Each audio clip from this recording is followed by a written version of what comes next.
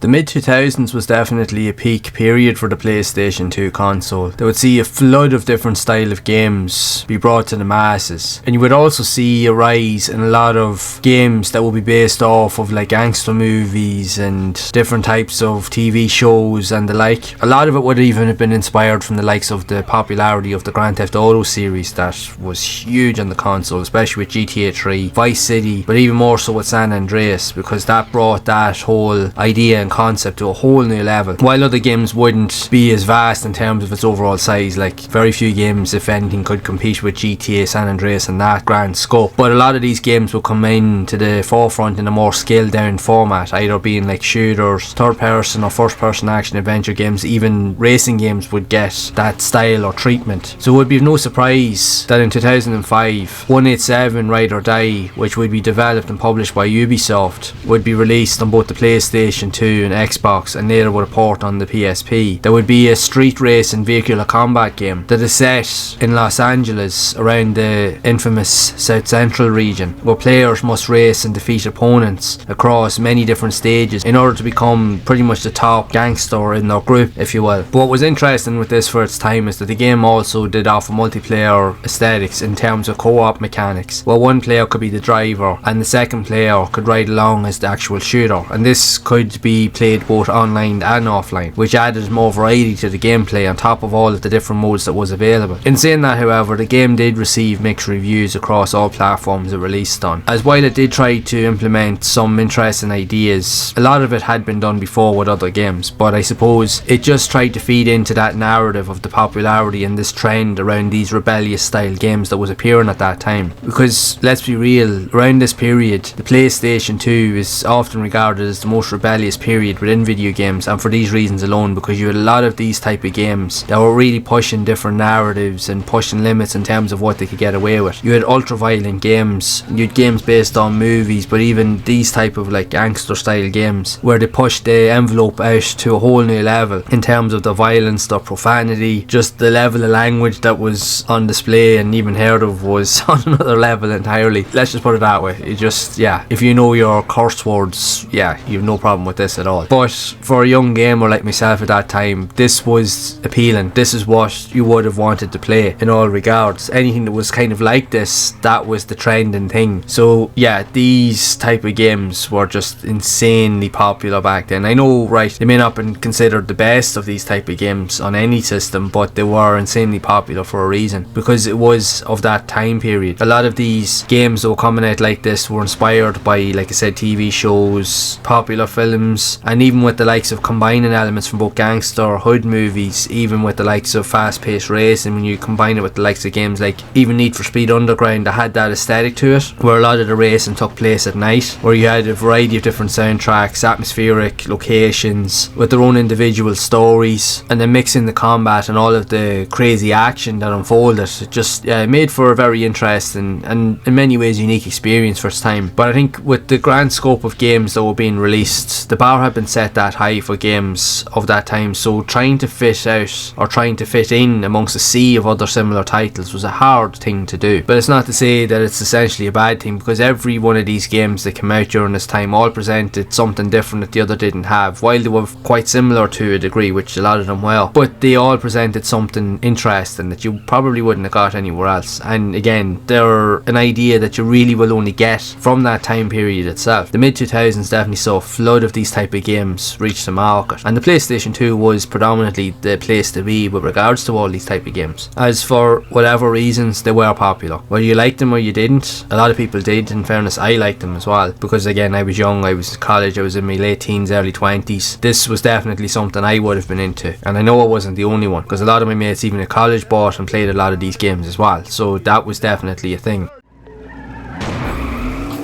Let's do it, come on, let's go!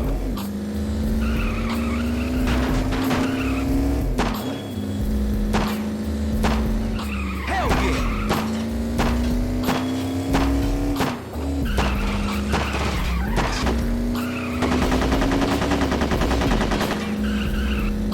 I got something for your motherfucking ass. Hell yeah, come on, get some!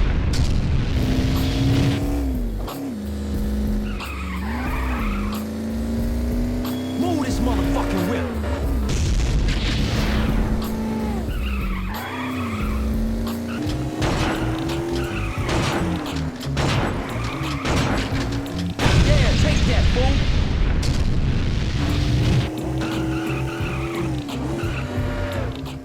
So even just going back to the gameplay elements, when you're racing through each of the levels, you have to race to try and reach the top spot, which you also have to defeat the enemies. Now they will respawn, so you have to keep defeating them until you cross the line in first place. But then you also have additional side objectives to complete, whether finding hidden items, hidden weapons, finding different locations, because there is some hidden areas and streets and alleyways and that to explore as you race, which will unlock different elements, like even from new vehicles, again weapons, and just different accessories that you can use throughout the game. So it does add to the longevity of the experience. But then when you've played so many races in one section or one region, you'll then move on to another region, so then you literally have to dominate that region before you can move on to the next, and it just progresses until the game is finished. That will inevitably progress the story along with it too on your rise to the top. So that's essentially what the emphasis of the game is surrounds, is that your goal is literally to reach the top of the criminal ladder in any way possible, and in this case racing is the main way to do that. Now it's an interesting title. Like I said, it's not the best game on the PlayStation, but it definitely had some quirky ideas for its time, and when you combine that with other games that were out even in a similar type of format, with other car combat racing games, or even just racing games in general, but then even with the action adventure games, like when you seen like 25 to Life that came out, there was 50 Cent Bulletproof, there was a flood of other titles like it as well. So this just fitted in with that narrative, if you will. While these games aren't the greatest out there, but I just think it was a cool time of video games as a whole in general that